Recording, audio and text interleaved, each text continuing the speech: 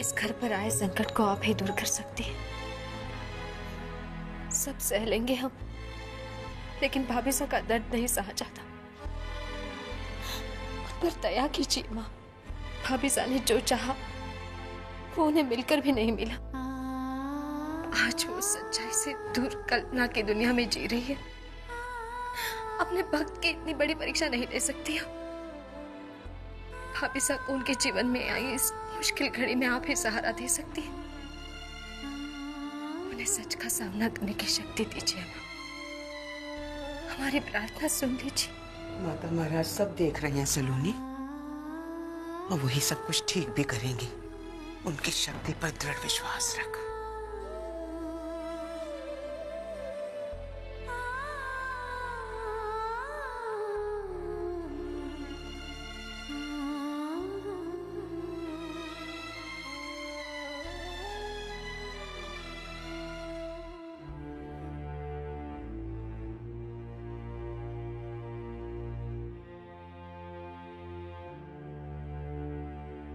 भाभी सा नजर नहीं आ रही। अपने कमरे में होगी, मैं उसे लेकर आता हूं। तारा, तारा,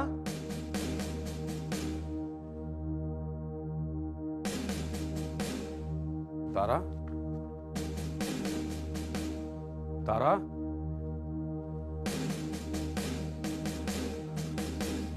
तारा, तारा, तारा,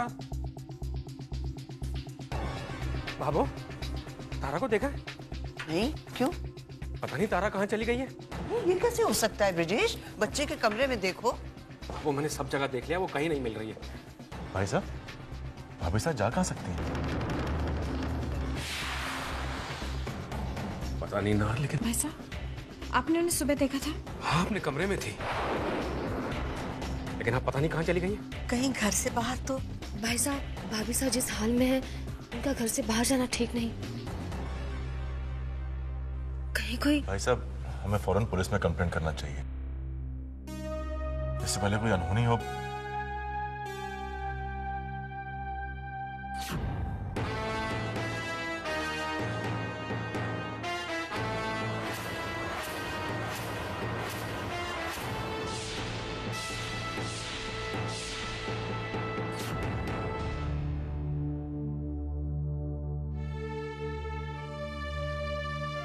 भाभी साहब, कहाँ चली गई थी आप? हम सब कितना परेशान हो गए थे। किसी को कुछ बताया भी नहीं आपने। इसमें परेशानी की क्या बात है? अरे वो दूध वाला नहीं आया था, बेबी भूखा था तो मैंने सोचा मैं ही मार्केट से जाके दूध ले आती हूँ।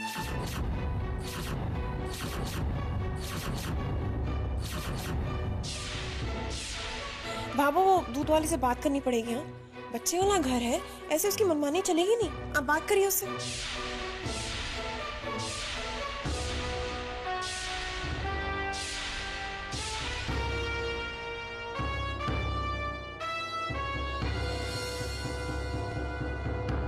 तारा का क्या हाल कर दिया उर्वशी ने।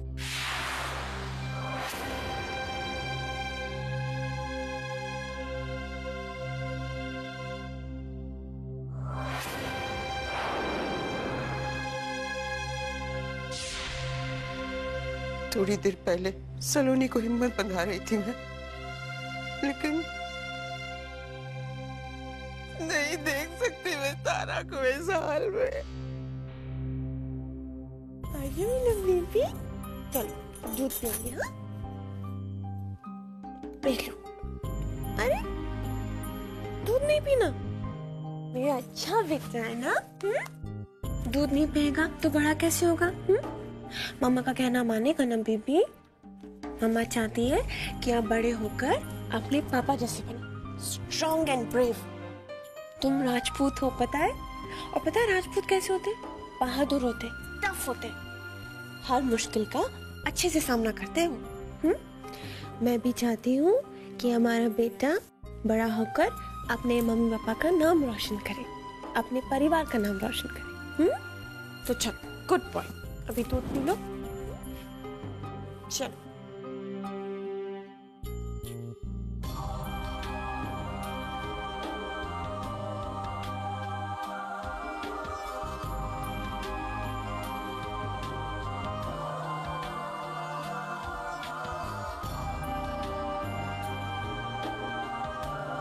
भाई साहब, आप इस तरह टूट जाएंगे तो भाभी साहब को कौन संभालेगा? किस दुनिया में जी रही है सब? ऐसे कैसे समझाऊं, कैसे? हिम्मत रखिए भाई साहब, सब ठीक हो जाएगा।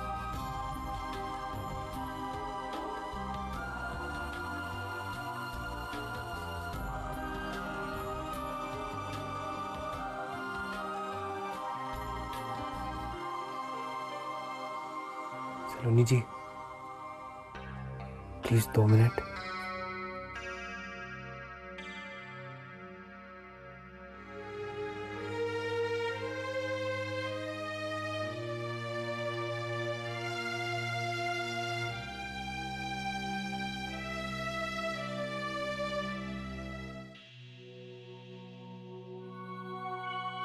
क्या बात है यू?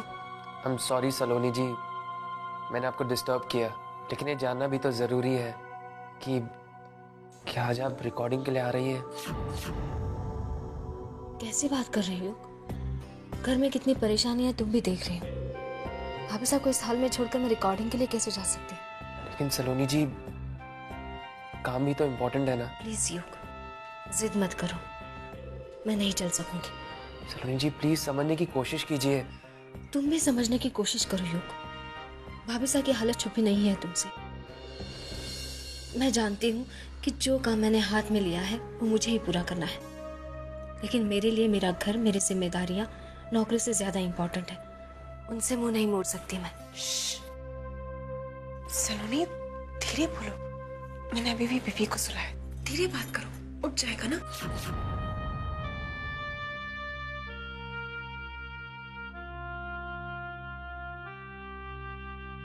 अंडरस्टैंड सलोनी जी।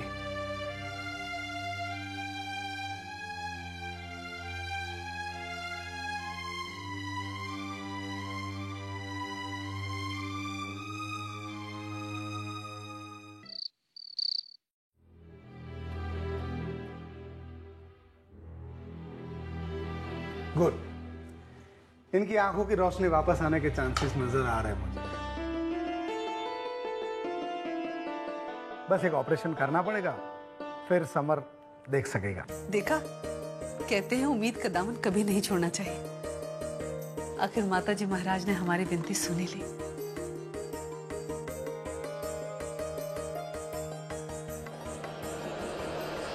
क्या हुआ कावेरी? क्या हुआ? क्या हुआ कावेरी को मम्मा? तू ठीक तो है ना? हाँ ठीक हो।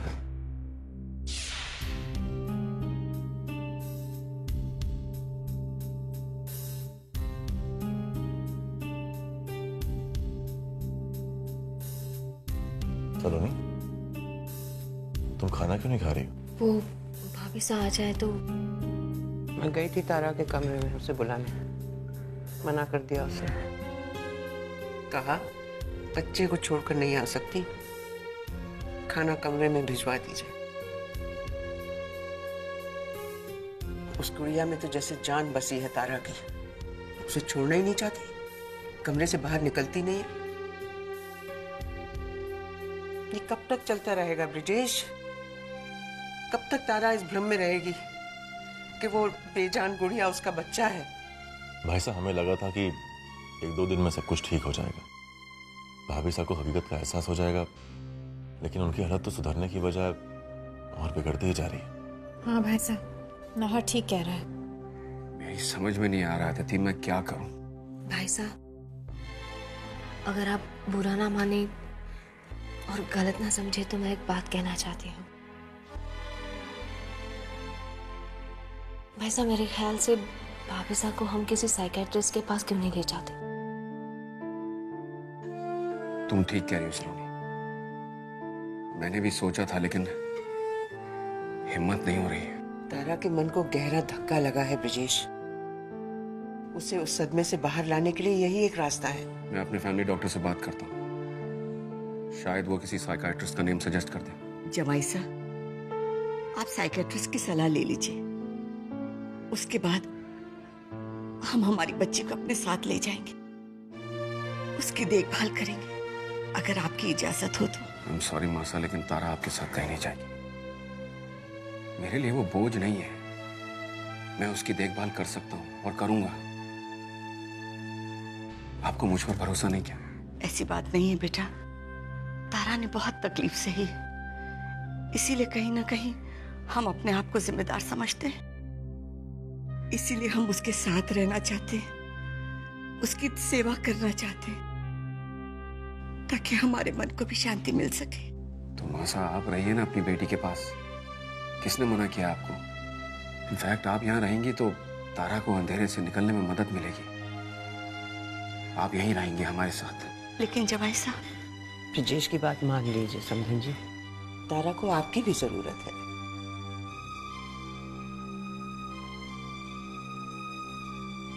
और एक हेल्प मुझे तुमसे भी चाहिए। प्लीज वैसे कहिए।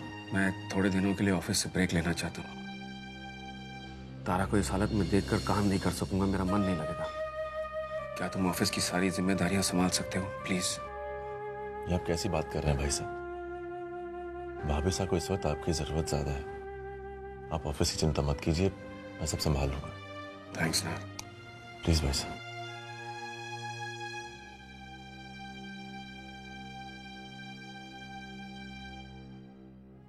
मैंने तुम्हें उस घर में किस लिए भेजा था युग? इसलिए ना, ताकि तुम सलोनी को नहर से दूर कर सको, उन दोनों के बीच डिस्टेंस पैदा कर सको, गलतफहमी क्रिएट करो। और तुम आकर मुझसे कह रहे हो कि सलोनी काम पर आना नहीं चाहती? नहीं सर, वो आना चाहती है sir. There's a crisis in the family, sir. I don't care. And tell me one thing. तुम मेरे लिए काम करते हो या उस फैमिली के लिए? देखो युग, ये तुम्हारी रिस्पॉन्सिबिलिटी है कि तुम कैसे सलोनी को वापस स्टूडियो में लाते हो। मेक श्योर कि सलोनी जल्द से जल्द रिकॉर्डिंग के लिए वापस आनी चाहिए। वो अपने घर में बैठी रहेगी तो मेरा मकसद कभी पूरा नहीं हो सकेगा, और मैं ऐसा हरगिज नहीं चाहूंगा। नाहर और सलोनी के बीच जैसे जैसे प्रॉब्लम बढ़ेगी, मैं अपने मंजिल के करीब पहुंच जाऊंगा। इसलिए याद रखो, सलोनी को तुम्हें राजी करना है। कैसे? I don't know. जी सर। It's clear? तुम जा सकते हो।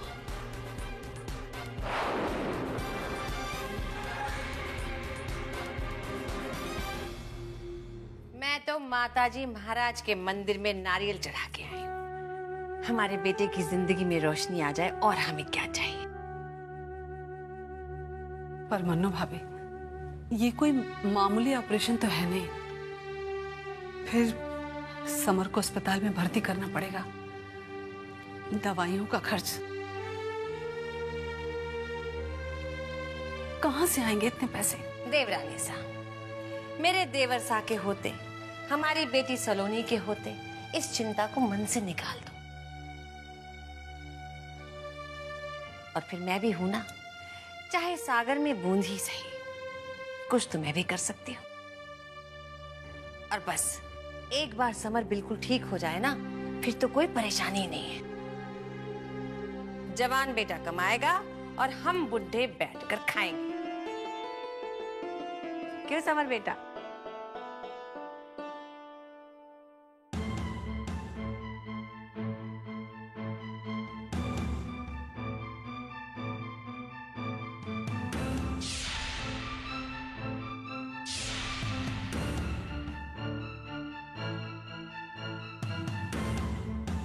क्या हो गया कबीर को?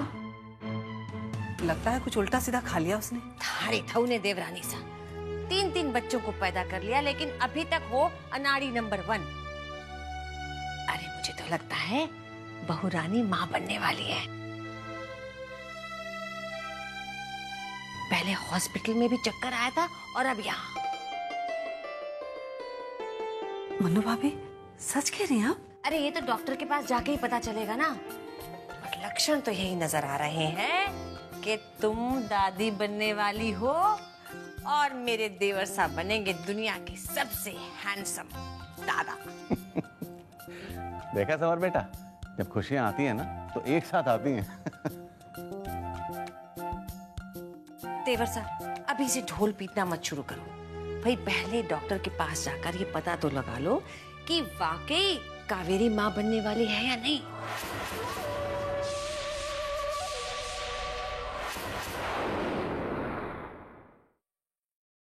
सलोनी जी, क्या मैं आपसे बात कर सकता हूँ? हाँ कहो ना, क्या बात है? वो आज आप स्टूडियो नहीं आई ना, तो बॉस बहुत नाराज हो गए। ना ही कोई रिहर्सल्स हुई और ना ही कोई recordings.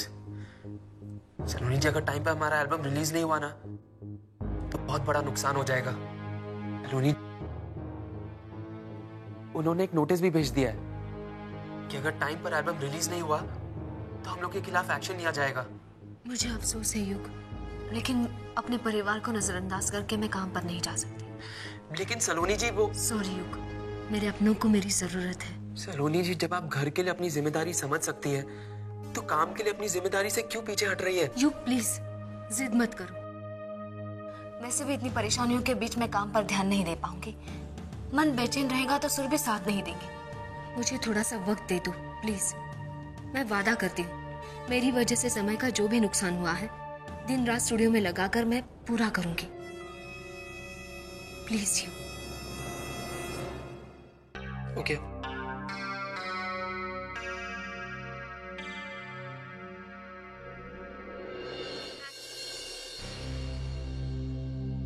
I am proud of you Saloni. हर किसी का कितना ख्याल है तुम्हें। ऐसा क्या कर दिया मैंने? जो भी कर रही हूँ किसी गैर के लिए तो नहीं, ये सब मेरे अपने ही है। अगर एक बात कहूं, घर की जिम्मेदारियों के साथ साथ अपना काम भी नहीं भूलना चाहिए तुम्हें। I mean, दोनों के बीच एक बैलेंस रखना होगा ताकि किसी को भी शिकायत का मौका ना मिले। मैं समझती हूँ नाहर, लेकिन मुझे थोड़ा सा वक्त चाहिए। भाभी साहब को अभी इस हाल में छोड़कर नहीं जा सकती मैं।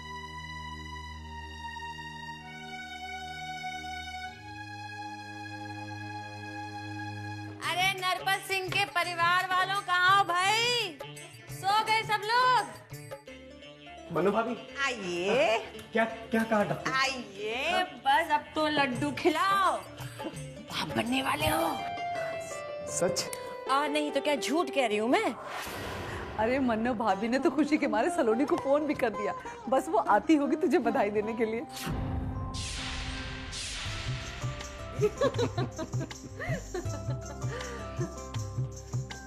अरे ये क्यों अंदर चली गई? सब ठीक तो है मन्ना भाभी? थारी धौने देवर सा, भगवान ने भी ना आपकी और देवरानी सा की जोड़ी खूब बनाई है। अरे अंदर नहीं जाएगी तो क्या अपने ससुर के सामने डांस करेगी? शर्मा रही है।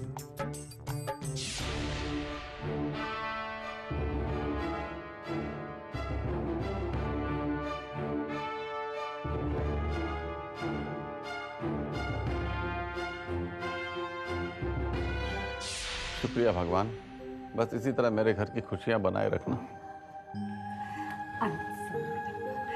खुश रहो बेटा, खुश रहो। बहुत बहुत बधाई। मैं मिठाई लेकर आती हूँ। अब भाई मेरी भी बारी है गले लगाने की। इतनी बड़ी खुशी दी तूने मुझे, बहुत खुश हूँ। जीता रहे सदा सुख पा।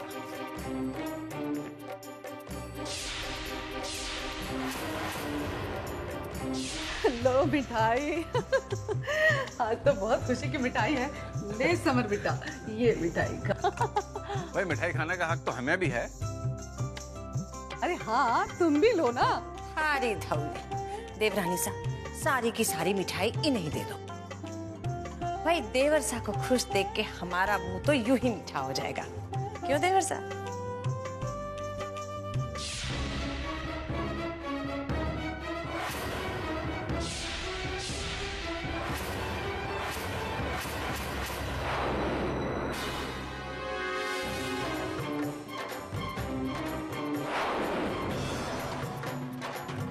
क्यों देवर सा? क्यों नहीं? अरे कावेरी बेटा, हाँ तू भी मिठाई खा ना। आज तेरी वजह से ही तो हम सारे लोग झूम रहे हैं खुशी से। किसी को इस बात की खुशी मनाने की कोई जरूरत नहीं है। मैंने फैसला किया है कि मैं इस बच्चे को इस दुनिया में नहीं लाऊंगी, कि मैं इस बच्चे को इस दुनिया में नहीं लाऊंगी, कि मैं इस बच्चे को इस दुनिया में नहीं लाऊंगी।